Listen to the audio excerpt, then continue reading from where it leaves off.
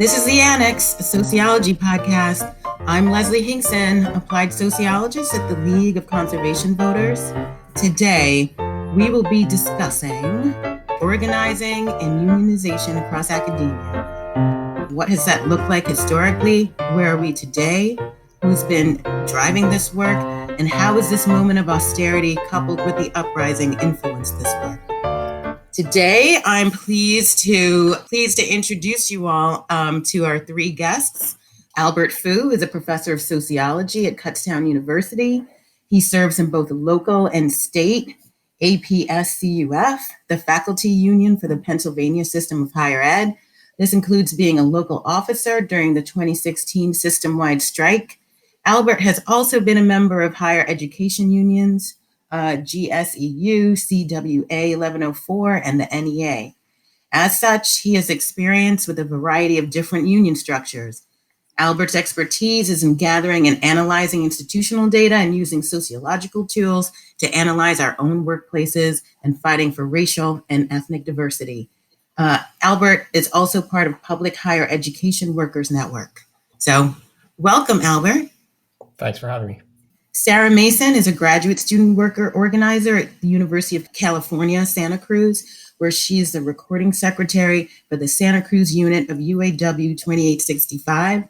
She was deeply involved in the Wildcat strike organized by graduate workers. Sarah is conducting an autoethnography of app-based labor, Lyft, DoorDash. Welcome, Sarah. Thank you. And finally, Sofya Aptekar is a new associate professor of urban studies at the CUNY School of Labor and Urban Studies. Previously, she was an active member of the faculty staff union at UMass Boston, focusing on building a more democratic union and opening up the bargaining process. Sofya organizes with the Public Higher Education Workers Network. She's writing a book about immigrants in the U.S. military. Welcome, Sofya. Good to be here. Yeah, so thank you so much. And I just want to get into it.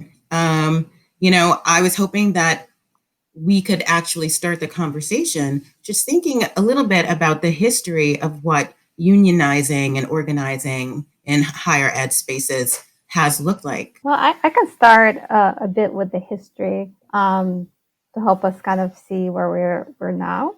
I think there have been faculty unions as early as the 1930s, and some of those unions were focused on the way that we would think today, academic freedom issues, and others were concerned with kind of breaking down the barriers and understanding faculty as workers, which is an issue that continues today, especially among the tenure stream.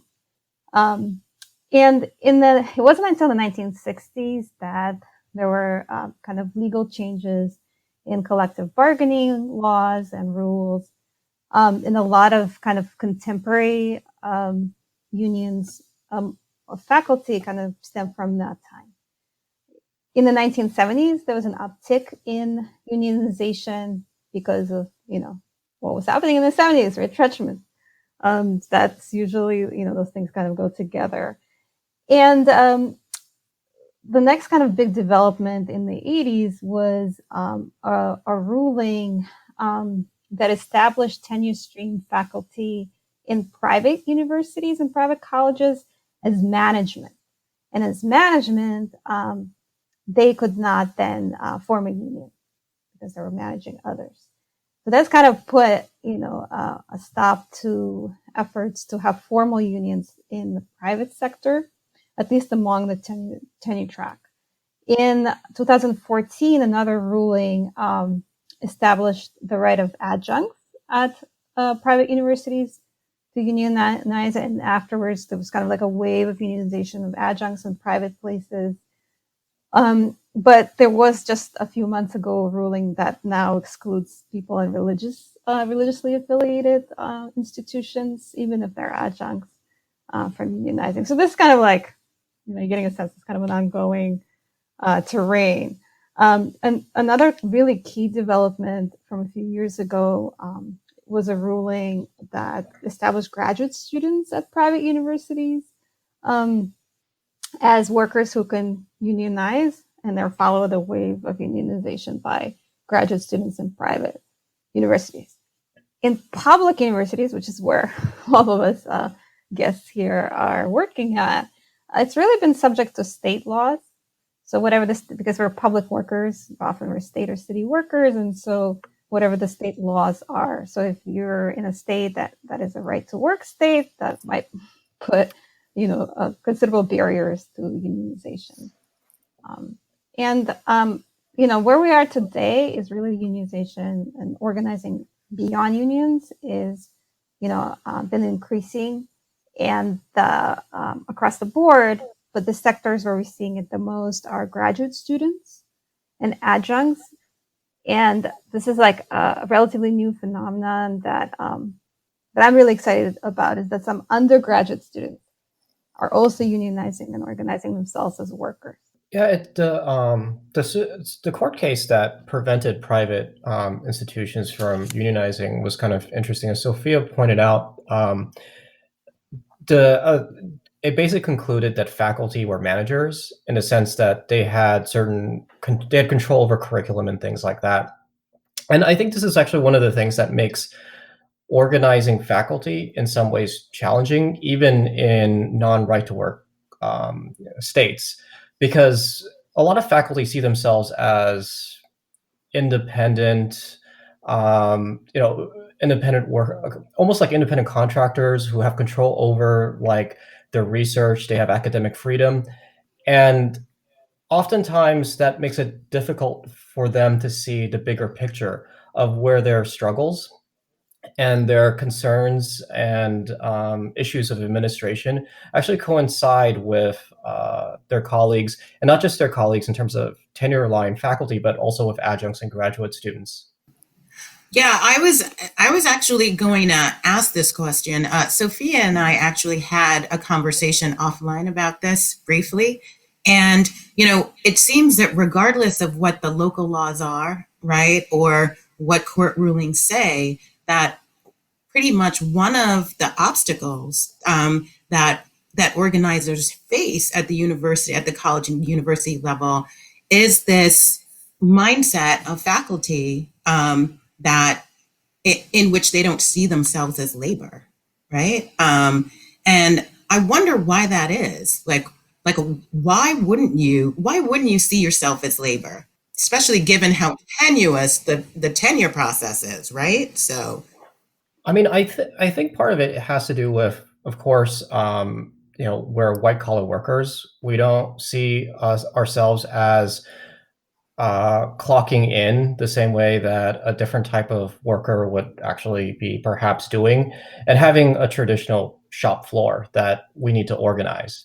As somebody who's been on strike, and maybe Sarah can actually talk about this when she talks about organizing grad students, is that we forget that the university has a shop floor. It's the classroom.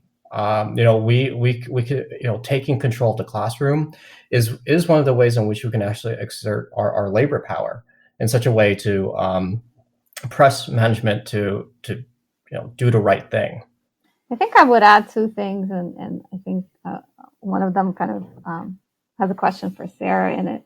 Like, I think one factor is that, especially for the tenure track faculty, like there is the way that you think about your management, your boss, is that something you might be doing in a few years, right? So a lot of folks in the tenure track might think like of being an associate dean or a dean or something like that in the future, and so that makes it difficult for them to understand themselves as workers being management, and so and also in terms of their own career trajectory, they might not want to like make any enemies if that's where they're heading. And I think another thing is about how we're socialized, right? So like we're all sociologists who, are trained in grad school to analyze power structures and inequality. And yet, like I think, Leslie, me and you would agree, in our graduate program, we certainly didn't turn that lens onto our own working conditions and grad students, and didn't, like in my early 20s, I didn't understand myself as a worker per se, as a grad student. So I think it's like the way we're socialized as sociologists and as academics plays a huge role in that. I think I just want to jump in here quickly. I think this is also this question of why don't workers, faculty in particular, understand themselves as labor. And I think this is also a problem that graduate student workers encounter as well. And I think, this is for a couple of reasons. So I agree with Albert. I think it's partly due to the kind of white collar nature of the work. And so that's part of it. I also think another part of it is the way in which the university actually uses our dual status as both student and worker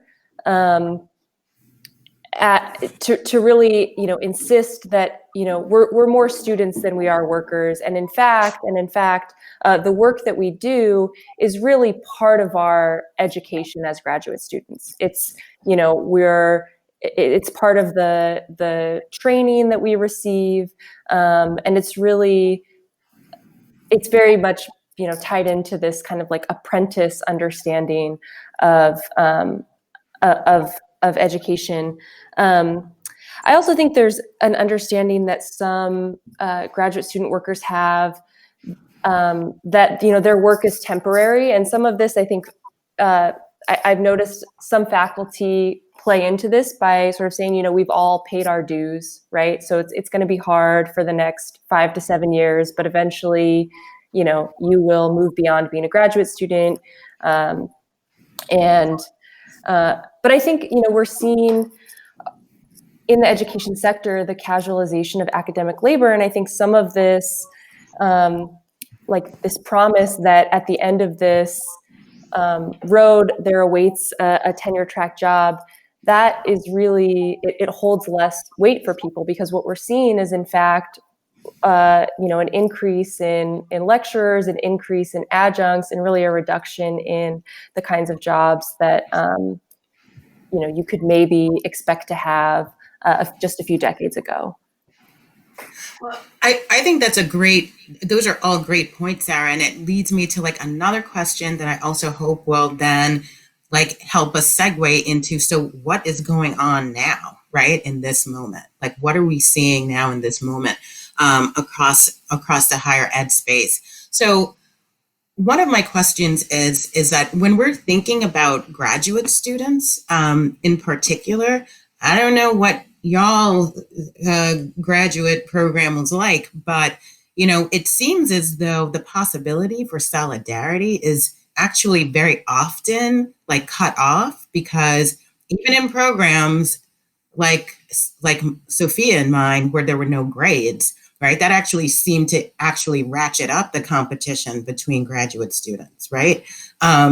So when you were in a space where it seems as though competition is what gets you ahead, how do you create enough solidarity so that folks come together and actually realize, look, this is in our best interest for us to come together? Sarah, what's your perspective, given that your so much of your work is in the grad student space? I think one of the things that has been really important to the work that we've been doing around raising the demand of a cost of living adjustment has been to sort of bring to light the conditions that people were facing in isolation, and to make them really a subject of collective conversation and then ultimately collective action. Because I think when people are experiencing these things in isolation, it can really lend itself to this competitiveness. So you're competing with your coworkers for the scarce housing that's on the market. You're competing with your coworkers for, the small handful of grants that are available quarter to quarter. And I think, one thing that we did as part of this cost of living campaign was really just began to share stories about what it was like as a renter, as a graduate student worker at the University of California in Santa Cruz in this housing market. And having those discussions openly really created, I think, in a lot of ways, the basis for the kind of solidarity that you saw in the solidarity that made this collective action possible.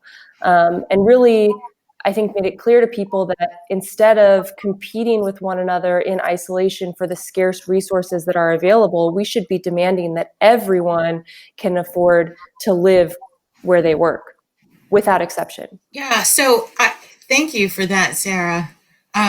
It actually also it raises like a couple of other points for me, right? So in listening to you and Sofya, like it sounds like, organizing is not just about, right, trying to ensure that labor conditions are fair and equitable and just, but it's also a process of I think sort of like freeing folks up to think about their location within their college or university very critically, right? And thinking about like what are colleges and universities, right?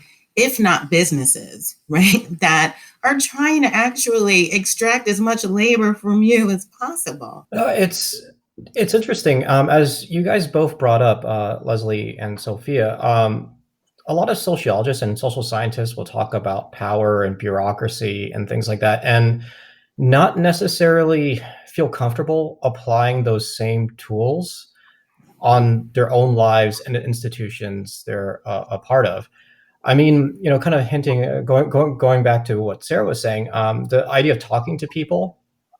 I mean, for those of us who are qualitative sociologists, just a basic ethnography of your workplace, walking and down in non-pandemic times, but, knocking on doors and talking to people, and maybe not even just talking to people, but actually listening to them to really sort of understand sort of the real struggles that people have, whether it be moving through the tenure process, maybe listening to your colleagues talk about the different sort of inequalities that they're faced with in terms of women and faculty of color, talking to your adjunct colleagues. These are really important things that we know as social scientists we should be doing external to the university, but so many people are really just completely uncomfortable in terms of applying those same skills in their own workplaces. So where are we today? Like, what does the landscape look like today? Are you seeing an uptick in organizing, an uptick in these kinds of movements across higher ed, especially given this moment? Yeah, I mean, I think we're definitely seeing that. So, as part of our work in the Public Higher Ed Workers Network, with folks all over the U.S. and actually some Canadians too, there's really interesting developments across the board, both from places like that have not had a lot of organization as workers and are starting up now, pushed by the pandemic and the uprisings, and others with very established unions that are kind of struggling within their unions to make their unions more accountable to racial justice goals and more democratic. So one example that comes to mind, also sometimes comes from unexpected quarters, like in the Vermont state college system. In the spring, the state threatened to close 3 out of their 6 state colleges, and they, just a tremendous austerity measure. And it was their STEM faculty who are don't tend to be usually the most active union forces on your campus, very quickly organized not just the people affected by this, like the faculty and the staff and the students, but the communities that rely on these and that are networked with these local state schools for a massive car caravan and a series of actions, and they saved those 3 colleges from closing. So some of this kind of just kind of erupt where you don't expect it. And I think a lot of people are really looking at what's happening with K through 12 and understanding themselves, particularly in the public universities and colleges, I think as we're 12 through 16, right? The next step. And so if the teachers can do it, even when they don't have unions and in right to work states, and they fight for their students and their communities, not just for their working conditions, yeah, people have been really inspired by that. We've also seen the Harvard dining hall workers go on strike a few years ago as well. So it's all the different sort of groups of people who work in in education, more broadly speaking, not just those in the classroom, but staff and so forth are, of course, affected by the austerity cuts that we've seen for a number of years now, and so organizing has become very real for a lot of people throughout all of education, broadly speaking. Yeah, and I think again, this is another moment where we're sort of seeing links form, not just between different workers on campus, but also undergraduate students. I mean, are also, affected by the pandemic conditions, are also, taking a stand against having to pay, the same tuition for remote education, having to pay facility fees for, facilities on campus that they're not using. And also, I think, again, with the uprisings that we've seen over the past few months, there's, at least in the UC system, and I think this is true for other campuses across the country, a battle that seems to be brewing over cops off campus, defunding campus police, these sorts of struggles for racial justice, I think, are also happening at the same time that you're seeing workers fight back against austerity, against layoffs, against, these unilateral orders to reopen. And so I would agree with Sofya and Albert. There seems to be an uptick in organizing that's happening in higher education. All right. So we're all sociologists, right? And, as Albert and Sofya have both already mentioned during this conversation, is that we're really great at, turning the lens externally, right? And thinking about issues of power, of exploitation. But we don't seem to be very good at looking at ourselves as a discipline. I'm wondering whether or not this moment, right, the uprising, austerity measures, and also coupled with, what seems to be an uptick in organizing across campuses, even though most of us are remote. I'm wondering whether or not you think this might be a moment in which sociology all of a sudden says, whoa. I mean, to be clear, there have been other moments like this in the past, right? Like, I can't even remember what year the presidential address at the ASA, where the president at the time, whose name escapes me, was like, why didn't we predict the civil rights movement, right? Well, right, because we weren't being very good, right, about listening to the voices of certain folks within academia, right, who could have told you. So I'm wondering if this is another one of those moments. Well, the last few themes of the ASA meeting has had an activist component. Of course, we do have colleagues that were very, very critical of including social movements and social justice issues as being the general themes of the discipline. I am kind of wondering if right now some of those that were questioning that just a few years ago are now questioning their own positions regarding the ASA themes.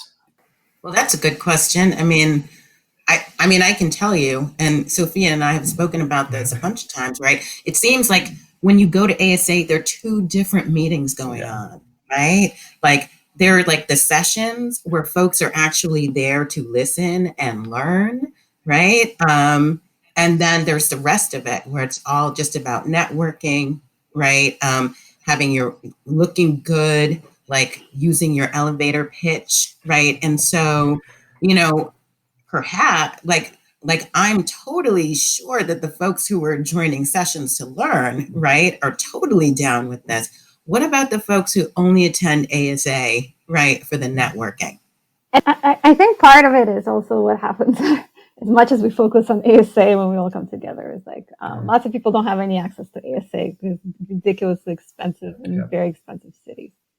I also think that, you know, a lot of it is, I think especially as academics and sociologists, our tendency is to think about like constructing effective arguments, and my argument is better than somebody else's argument. But sometimes it works that way, but a lot of times what collective organizing is not really about like my argument finally makes sense, and so the professors will decide, okay, grad students can unionize and we're not going to fight you. Like that, you know, like that's not necessarily an effective way to organize. And I think like the current moment where like my hope is for change for our discipline is the power of like the collective voice that is questioning sociologists' role in perpetuating structures of racial inequality. Because as part of academia, of course, there are very clear ways that we do it, but there are specific ways that we do it as a discipline. And that is often through our criminal justice programs that have, close ties to various law enforcement agencies, whether local or state or federal. Sometimes they're, what we call cop shops, and, where basically it's a university to police pipeline that we're creating. And it's like, at this time, I just am really hopeful that the discipline can have a reckoning with our role in creating that pipeline and in taking that money and in creating research and narratives that legitimate policing the way that it exists today. Yeah, and I also see, I mean, that is a total direct tie to this moment, right? But I also, I mean, as someone who studied K through 12 education, right, and reading the work of sociologists, who'd been working on it, basically from like the 20s, right, until now. There's also, Black Lives Matter. Well, part of that is Black Minds Matter. And there's definitely something to be said for at least some of the work in social ed that also contributes to, right, basically perpetuating racial inequality. And I think that we can see that across almost every subdiscipline within sociology, right? So where are the spaces where folks are actually coming together and organizing around this? Like, where are the forums where these discussions are actually happening? Well, I mean, we should look to the University of Minnesota graduate students, right? That had, that they did attempt to have a conversation, push a national conversation forward about the role of departments like theirs. And for those of you who don't know, like one of the police officers involved in the death of George Floyd, graduate of that department. And then the faculty did not play a very good role in that scenario. But I think that's where it's happening, is the critically minded sociology graduate students who are in these programs that are teaching the undergrads and seeing the connections and the internships that are set up with the, dozens of police departments that are pushing that conversation and creating that space of critique.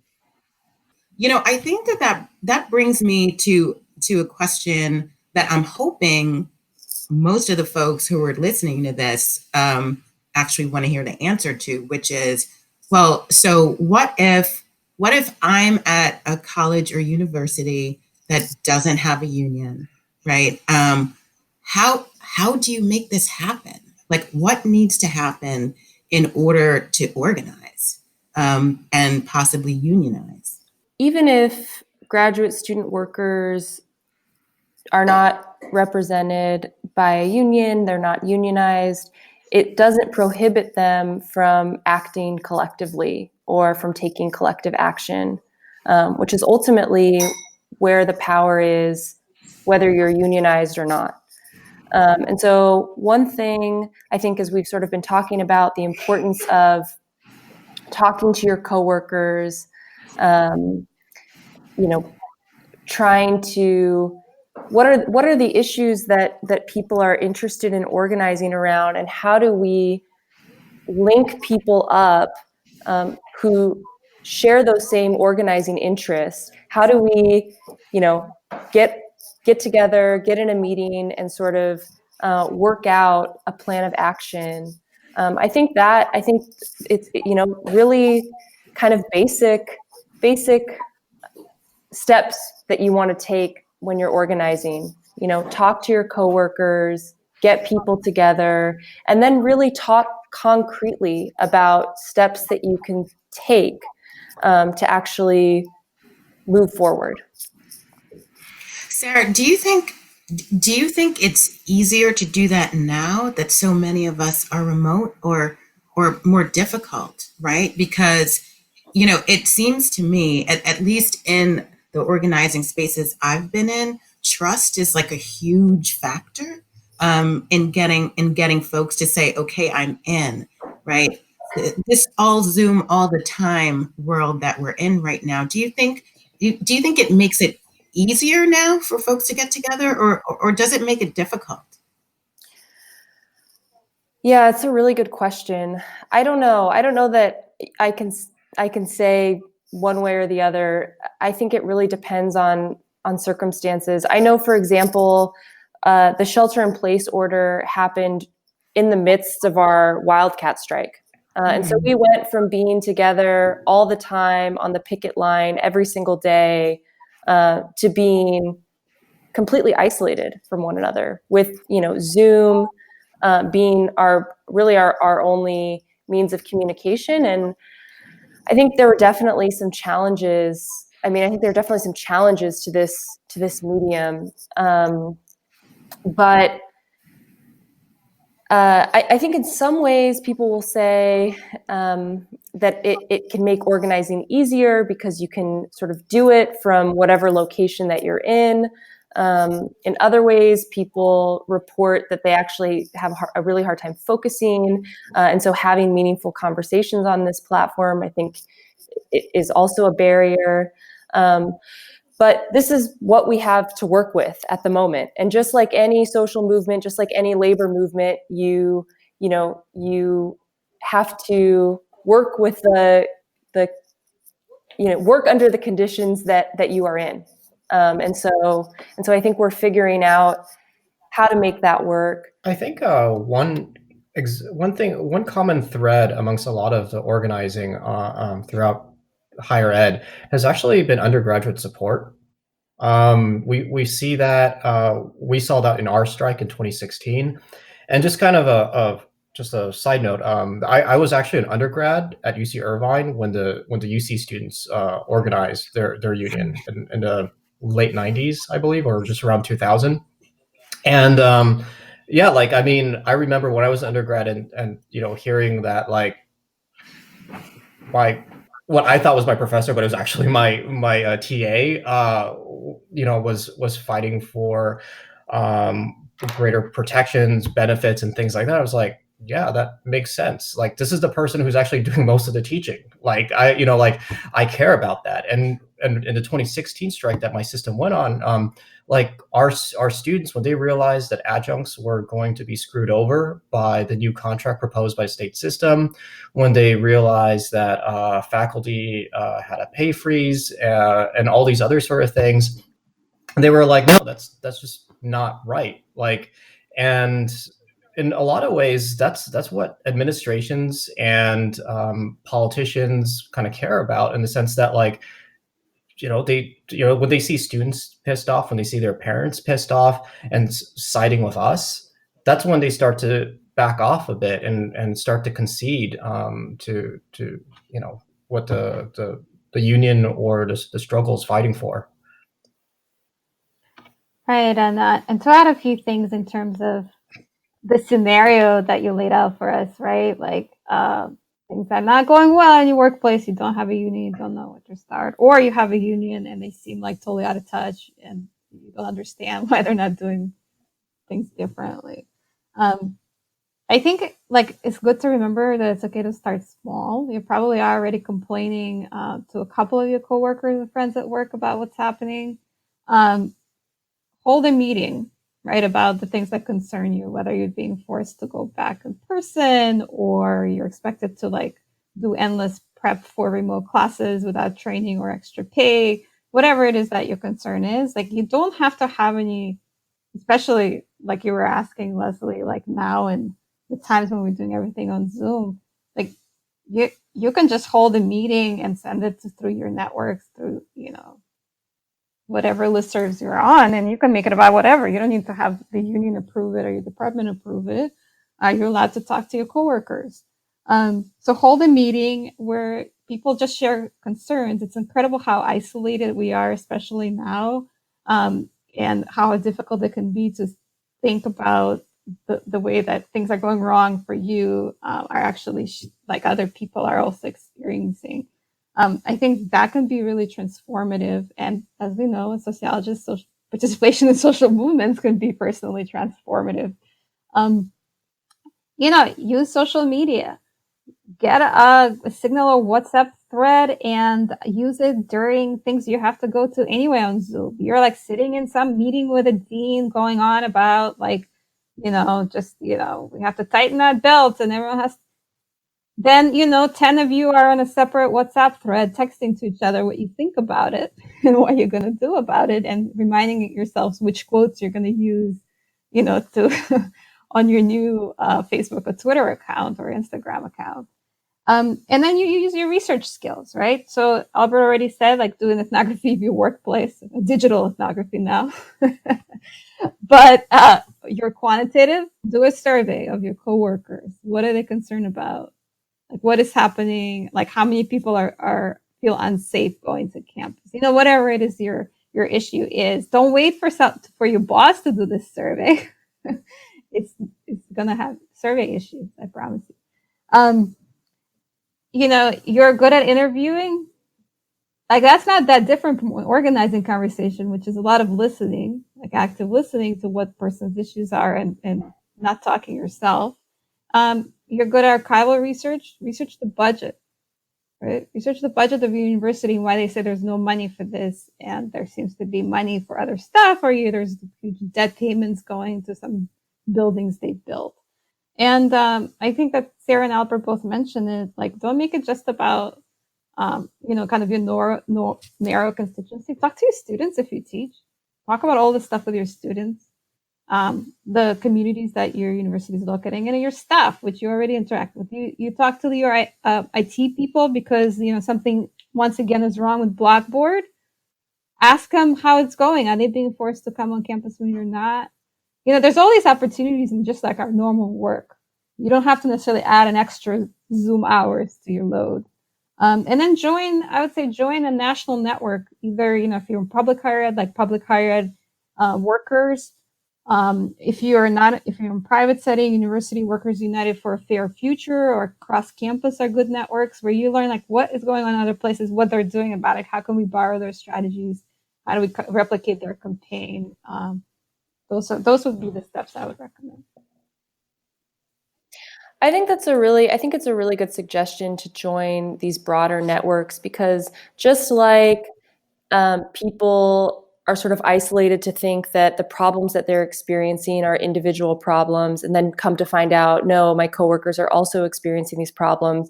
And then there might be a tendency to say, well, this is just a problem with our institution. But no, come to find out, you talk to people at other institutions across the country and they're experiencing the exact same thing. And these problems are structural, and it's going to take all of us linking up, not just with our coworkers at our own institutions, but across institutions to really mount, I think, the kind of response that can turn this ship around. Mm-hmm. Sarah, that sounds like you have a sociological imagination, right? Imagine that as a sociologist. I think that this brings me to I think a point of clarification that I would like, right, and I think a lot of our listeners would like, right. So up until this point, like, I have been like using organizing and unionizing like in the same sentence, right, right, and one need not, right, organize, right, just with the end goal of unionizing. And so I was wondering if you talk a little bit about like what is the difference? You know, one of the things that I can imagine is that if you're in a union shop, right, and you're covered under the CBA, you actually might feel safer organizing across different issues. So I'm wondering if, you know, if the three of you would talk to that a little bit. I guess something Sophia kind of mentioned earlier is sometimes your union doesn't necessarily represent like the membership as well as it maybe should or could. Of course, that varies in a number of different ways across different campuses. But that should prevent you from organizing in a number of different ways. If there's an issue that's outside of the collective bargaining agreement, but definitely a labor related issue, talk to people, start your own caucus, interact in such a way where either A, you kind of do your own thing, or B, you're able to pressure your union to actually take that concern seriously. Right, or as we always say, right, be the union you want to have. Right, you like at Rutgers University, the union has taken up a local K through 12 issue with like the health of buildings. Like that is not an obvious union issue, but hey, if the members care about that, you make that a union issue. But I think also, Leslie, your question was about the difference between organizing and unionizing, and like I want everyone to have a union in higher ed. So I think I want organizing to be one of the goals of organizing to have a formal union, because there are some protections in working within that framework, although often the result is also stifling of a broader movement and certain like kind of systemic issues that happen. But you certainly, what we're seeing is people are not limiting themselves to organizing within unions or for unionization alone. And I think kind of broad coalitions with communities and other workers on campus and beyond campus, can and should happen outside of unions. Like unions should be working for those movements rather than being the outcome and the end point of having those movements. This reminds me, I remember being in grad school, and I remember Yale graduate students have been trying to organize like for years. And the argument that the administration would always come back with is like, oh my goodness, yeah, seriously, you're at Yale and you're a graduate student and you're complaining, right? And I think often that argument was used to also shame the graduate students, right? To say, oh, you think you have it so hard? What about all these other people?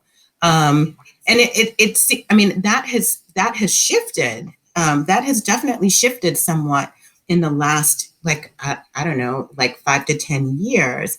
I'm wondering whether or not this moment, right? This extreme austerity, also coupled with the uprising and what I think of as the reckoning, right, for higher ed. I'm wondering whether or not this has created conditions under which that sort of argument and those internalized feelings of shame are just no longer tenable. Well, I think you're right. I think what we're seeing is that the boss is the best organizer. It is very increasingly with what's happened in higher ed with, erosion of governance, casualization of labor, the crazy work loads, the austerity, the administrative bloats, right?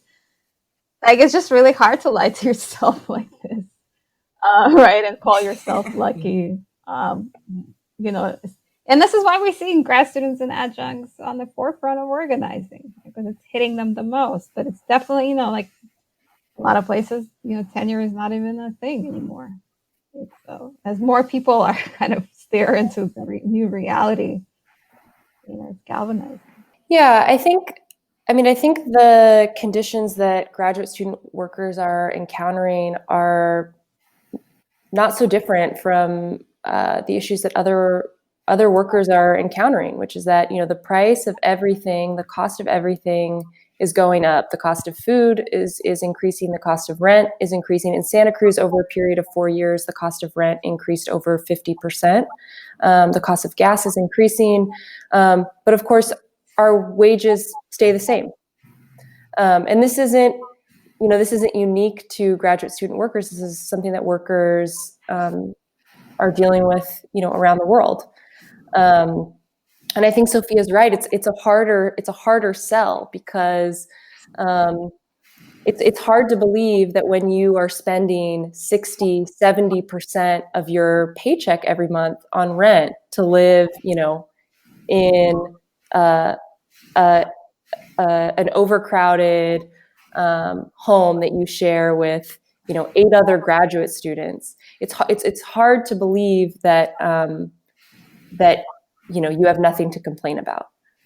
So I think that's absolutely right. Yeah, Sophia and I, we lived in converted military barracks. Many of those units didn't even have proper insulation, Mm-hmm. right? So, and we were lucky. We were considered lucky. Mm-hmm. Yeah, Leslie, you had talked about brought up the issue of competition previously, and I think the myth of meritocracy is completely shattered especially for grad students right now. I mean, even at elite R1 institutions, Ivies and stuff like that, the guarantees that existed before, even if hypothetically existed before, I mean, nobody's fooling themselves right now that it's a real gamble in terms of where you're going to end up when you finish your degree, if you finish your degree, and definitely it's in this time period. I think pretty much most of us know people who have been adjuncts or are still adjuncts. So I mean, that's something very real. I mean, just if you have friends that graduated from great institutions that are publishing and aren't able to land anything, you know that meritocracy is bullshit at this point in time. And this is where that realization is going to hopefully bring people together in solidarity and in terms of fighting what's going on in higher education. So you've been listening to the Annex, a sociology podcast. Thank you for our guests. I need to make sure I have all of your affiliations. Albert Fu from Kutztown University, Sarah Mason from UC Santa Cruz, and Sofya Aptekar at the CUNY School of Labor and Urban Studies. What else am I supposed to say? Okay, we are on the web, theannexpodcast.com, on Twitter at SocAnnex, and on Facebook, the Annex Sociology Podcast. Our producer is Seth Moreno. Our music is by Lena Orsa. I'm Leslie Hinkson. Thanks for listening. It's great to be back, y'all. And I think that's it. So I'm going to stop and let's see what happens.